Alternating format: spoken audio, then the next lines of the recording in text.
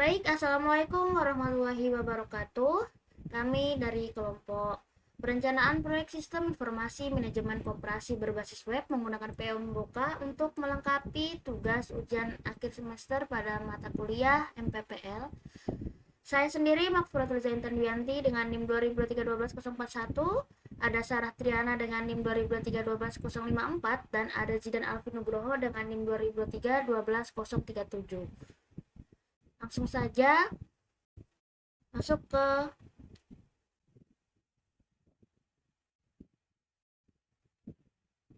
latar belakang.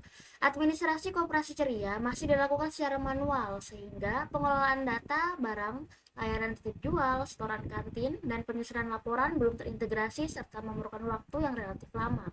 Oleh karena itu, dikembangkan sistem informasi manajemen koperasi ceria atau SIKOCI berbasis web untuk meningkatkan efektivitas dan efisiensi pengelolaan data agar pengembangan sistem berjalan secara terstruktur dan terdokumentasi.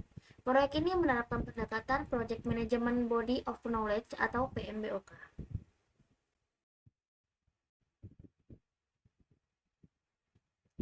Untuk permasalahan sendiri ada beberapa poin. Yang pertama, administrasi koperasi masih dilakukan secara manual. Kedua, pengelolaan data barang, titip jual, dan setoran kantin belum terintegrasi. Ketiga, proses pencarian data dan penyusunan laporan masih memerlukan waktu yang lama. Keempat, tingginya potensi kesalahan pencatatan dan inkonsistensi data. Yang terakhir, ada belum tersedia sistem yang mendukung pengelolaan koperasi secara terpusat. Selanjutnya ada tujuan. Yang pertama ada tujuan umum, yaitu untuk mengembangkan sistem informasi manajemen koperasi ceria atau SIKOSI berbasis web untuk meningkatkan efektivitas, efisiensi, dan akurasi pengelolaan administrasi koperasi. Lalu ada tujuan khusus. Yang pertama mengintegrasikan pengelolaan data barang, kategori, titip jual, dan setoran kantin dalam satu sistem. Kedua, mempermudah proses pencatatan, pencarian data, dan penyusunan laporan. Ketiga, mengurangi kesalahan pencatatan serta meningkatkan keamanan data. Dan yang keempat ada menerapkan Project Management Body of Knowledge (PMBOK) agar proyek berjalan terstruktur sesuai ruang lingkup, waktu, biaya, dan kualitas yang telah direncanakan.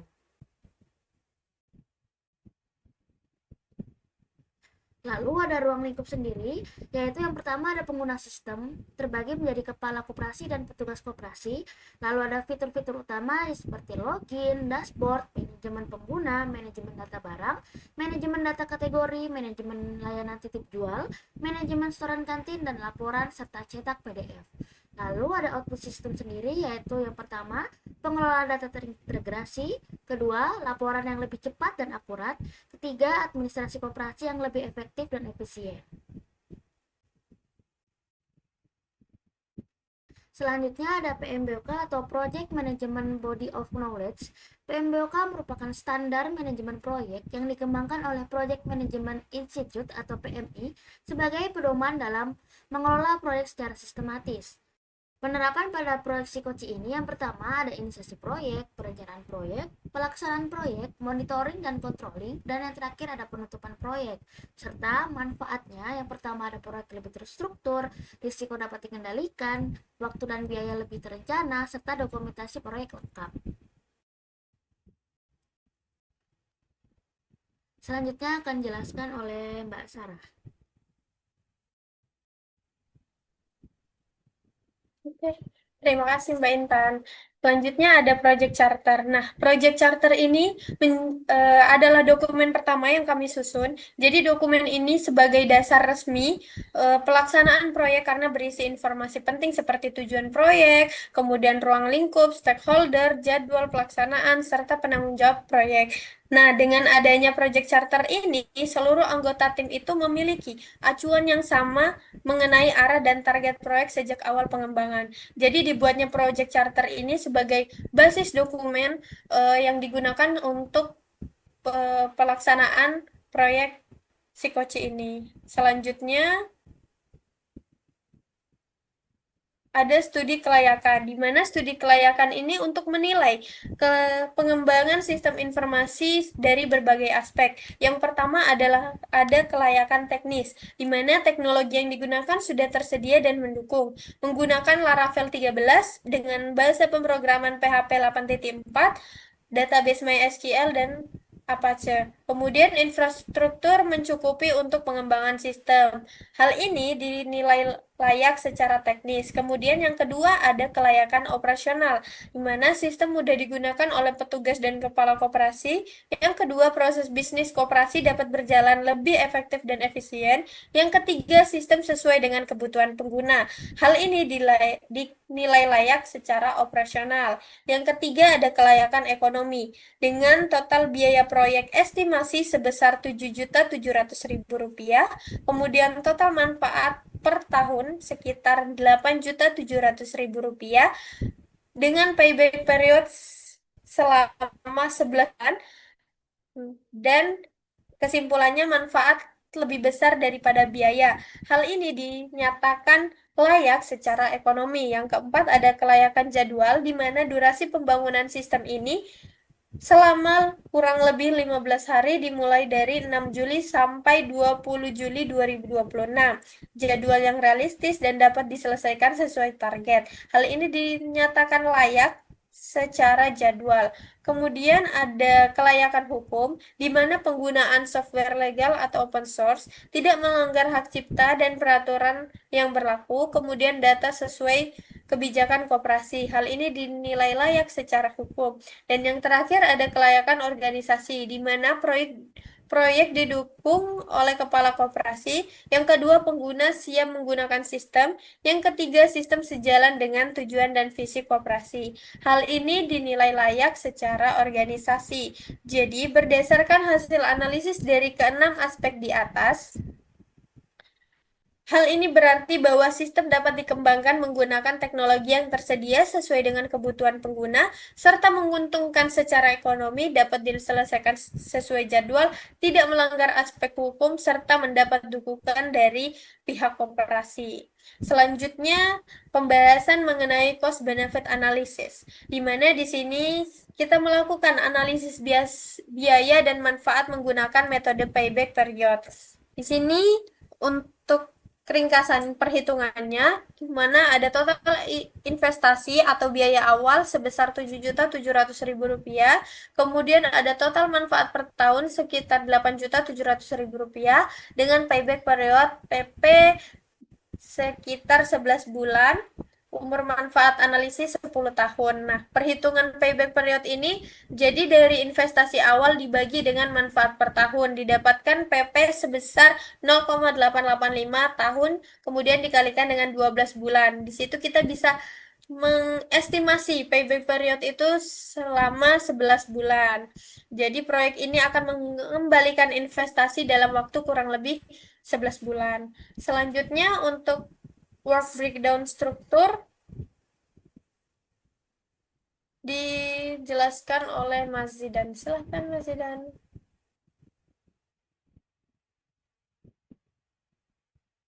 Pada tahap perencanaan, kami menyusun Work Breakdown Struktur atau WBS untuk membagi pekerjaan menjadi beberapa tahapan. Tahapan tersebut meliputi inisiasi, proyek, analisis kebutuhan, perancangan sistem, pengembangan sistem, pengujian, hingga dokumentasi dan menutup proyek. Dengan WBS, pembagian tugas menjadi lebih jelas, sehingga proses pengerjaan dapat dilakukan secara sistematis dan mudah terpantau. Berikutnya.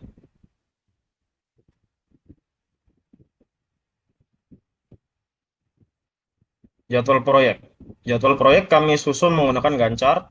Proyek direncanakan berlangsung mulai tanggal 6 Juli hingga 20 Juli 2026. Setiap tahapan memiliki durasi dan ketergantungan pekerjaan yang telah ditentukan, sehingga memudahkan tim dalam memonitor proses dan memastikan proyek selesai sesuai target waktu.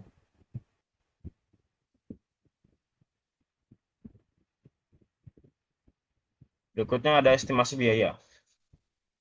Estimasi biaya atau rencana anggaran biaya. Biaya proyek mencakup biaya sumber daya manusia, perangkat keras, perangkat lunak, operasional, serta kontingensi reserve sebagai dana cadangan. Total anggaran yang dibutuhkan adalah sekitar Rp7.700.000. Pada implementasi akan dilanjutkan oleh Mbak Sarah. Oke, terima kasih Mas Zidan. Nah, di sini saya akan mendemokan website yang sudah kami rancang dan kami kembangkan, yaitu Sikoci, Sistem Informasi Manajemen Koperasi Ceria. Di sini karena eh, implementasi ini sudah di-deploy dan sudah di-hosting secara online. Dan kita buka aja Koperasi Ceria. Nah, di sini kita sudah masuk ke lamannya, yaitu landing page, di mana landing page ini sebagai awal untuk membuka sistem informasi manajemen koperasi ceria. Kemudian kita klik login dan mulai bekerja ini. Nah, di sini akan masuk ke halaman login, di mana pengguna akan masuk dengan menggunakan username dan password sesuai hak akses masing-masing. Ada dua role, yaitu kepala koperasi dan juga petugas koperasi. Saya di sini akan memasukkan dengan username kepala koperasi 2026 dan password Ceria 2026. Kemudian diklik saja masuk ke sistem. Di sini kita akan setelah berhasil login akan diarahkan langsung ke dashboard yang akan menampilkan ringkasan informasi sistem seperti total penjualan, kemudian di sini ada setoran kantin, kemudian komisi titip jual yang didapatkan oleh koperasi, kemudian total pendapatan. Kemudian di bagian sidebar ini ada barang, kategori, setoran kantin, titip jual, kemudian ada laporan harian, rekap bulanan, serta manajemen user. Kita masuk ke halaman data barang, di mana halaman data barang ini kita bisa menambahkan data barang dengan mengklik tombol tambah data barang. Misal kita masukkan kaos kaki dan memilih kategori yang sesuai. Kemudian masukkan jumlah stoknya dan harganya. Setelah itu langsung diklik simpan dan akan muncul notifikasi data berhasil ditambahkan. Nah, data yang sudah kita inputkan tadi juga bisa diedit. Semisal stoknya salah, kita ubah menjadi 30, kemudian diupdate dan data yang tadi sudah berhasil diupdate, mulai dari yang stok 50 menjadi 30. Kemudian masuk ke halaman kategori. Di sini ada 4 kategori yang sudah tercantum, di mana ada seragam atribut, ATK, minuman, dan makanan. Kita bisa menambah kategori nih. Misalnya kita nambahkan kategori sembako. Diketik aja nama kategorinya, kemudian disimpan. Nah, nanti ini ada notifikasi kategori berhasil ditambahkan, kemudian nanti akan mengakumulasi jumlah barang sesuai kategori. Selanjutnya ada setoran kantin, di mana di sini kita bisa menginputkan contoh dengan nama kantin Pak Dero, kemudian pendapatannya kita masukkan pendapatan hariannya, misalnya 700.000. Kemudian diklik simpan dan nanti sistem akan langsung menghitung berapa setoran yang diterima. Jadi setoran itu didapatkan dari 10% dari total pendapatan. Misalnya pendapatannya tadi 700.000, kemudian setorannya berarti 70.000. 70.000 ini yang masuk ke kas koperasi. Kemudian lanjut untuk data titip jual, di sini kita bisa menambahkan data. Jadi ini untuk layanan titip jual. Misalnya ada yang mau nitip nih di koperasi, kita klik aja namanya, kemudian nama barang, harganya, stok awal.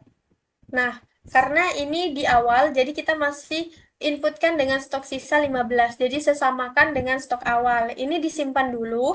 Ini kan misalnya pagi nitipnya, kemudian di sore hari barangnya habis, kita tinggal edit di sini.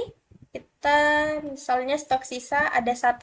Nanti dari sistem itu langsung otomatis menghitung berapa yang terjual, kemudian total penjualan berapa, komisi koperasi yang didapatkan oleh koperasi itu sebesar 6.300, kemudian uang penitip itu totalnya 35.700. Ini tinggal diupdate dan datanya langsung muncul pada halaman data titip jual.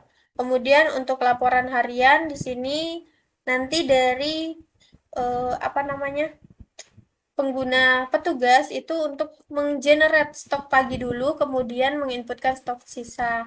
Misalnya seperti ini. Di sini untuk menginputkan laporan, misalnya stok sisanya 10. Ini bisa di-refresh dulu. Jadi nanti muncul barang-barang yang ada pada data master barang. Jadi di sini misalnya yang terjual 5, berarti stok sisanya ada 25, penghapusnya sisa 10, seperti itu. Untuk pengeluarannya bisa disesuaikan aja. Kemudian nanti ini tinggal disimpan laporannya. Dan di sini sudah ada ringkasan di mana total penjualan itu 125.000 karena tidak ada pengeluaran, berarti cash bersihnya yang ada di petugas koperasi, ada di admin koperasi itu sebesar 125.000. Nah, masuk ke bagian rekap bulanan. Rekap bulanan ini untuk rekapitulasi bulanan. Jadi untuk menentukan target bulanan minggu apa bulan selanjutnya, bahwa berapa sih yang kita perlu modal yang harus disediakan seperti itu. Misalnya di bulan Juli ini sekitar, untuk rekapannya segini, ini bisa langsung diekspor PDF untuk bulan Juli. Nah, nanti akan muncul PDF seperti ini. Di sini ada rekapan dicetak oleh ini untuk nama kepala koperasinya. Kemudian ada tanggal cetak. Di sini ada ringkasan laporan mulai dari total penjualan, pengeluaran, omset, profit, kemudian total setoran, total komisi, hingga rata-rata penjualan. Nah, di sini ada highlight di mana akan dijelaskan hari penjualan tertinggi itu pada tanggal berapa dan berapa besarannya. Kemudian ada detail rekap harian, dan di sini ada pengesahan bias untuk kepala koperasi seperti itu. Selanjutnya ada manajemen user. Jadi di manajemen user ini hanya dipegang oleh kepala koperasi, yang artinya kepala koperasi bisa menambahkan petugas baru pada koperasi. Misalnya adminnya nambah 1, jadi bisa ditambahkan. Untuk nambah user, tinggal menginputkan nama lengkap, misalnya Iza. Kemudian username-nya kita buat aja intan123. Untuk passwordnya minimal 6 karakter. Itu bebas aja. Pas Sikoci 2026. Dan role usernya di sini. Kemudian disimpan. Nah, karena user berhasil ditambahkan, ini berarti Mbak Makfiratul Iza bisa langsung login dengan username intan123, dan tadi eh, passwordnya adalah sikoci2026. Kita coba untuk login menggunakan yang terbaru tadi.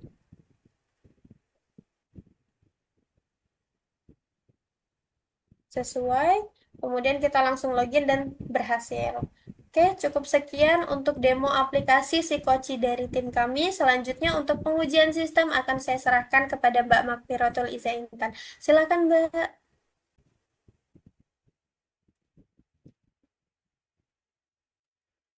Baik, selanjutnya untuk pengujian sistem, kami menggunakan black box texting yang berisi modul-modul, yaitu yang pertama login dengan status berhasil dengan keterangan sesuai, kedua ada barang dengan status berhasil keterangan sesuai, ketiga ada kategori dengan status berhasil keterangan sesuai, keempat ada titip jual dengan status berhasil keterangan sesuai, dan kelima ada kesetoran kantin dengan status berhasil keterangan sesuai, dan keenam ada laporan dengan status berhasil dan keterangan sesuai. Jadi ringkasan black box textingnya dengan total test case ada 19, dengan berhasil 19 dan gagal 0%. Berarti untuk pengujian sistem menggunakan black box texting kami 100% berhasil dengan suksesnya.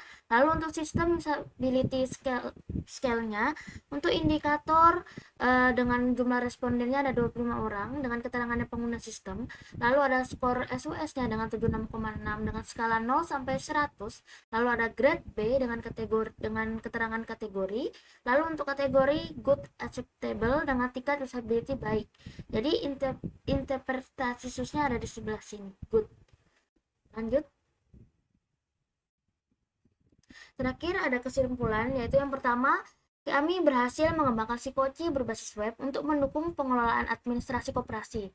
Kedua, penerapan PM2K membantu proyek berjalan secara terstruktur sesuai ruang lingkup, jadwal, biaya, dan kualitas. Ketiga, ada monitoring menunjukkan proyek berjalan sesuai rencana, yaitu SPE 1,00 dan CPI 1,01. Lalu, sistem ini dinyatakan layak digunakan dengan 100% black box testing dengan skor SUS 76,6 atau grade B, good. Jadi, Psikoci menjadi solusi yang efektif dan efisien dalam mendukung pengelolaan administrasi koperasi ceria SD2 Yayasan Pupuk Altim. Mungkin itu saja penjelasan dari kelompok kami. Terima kasih. Wassalamualaikum warahmatullahi wabarakatuh. Waalaikumsalam warahmatullahi wabarakatuh.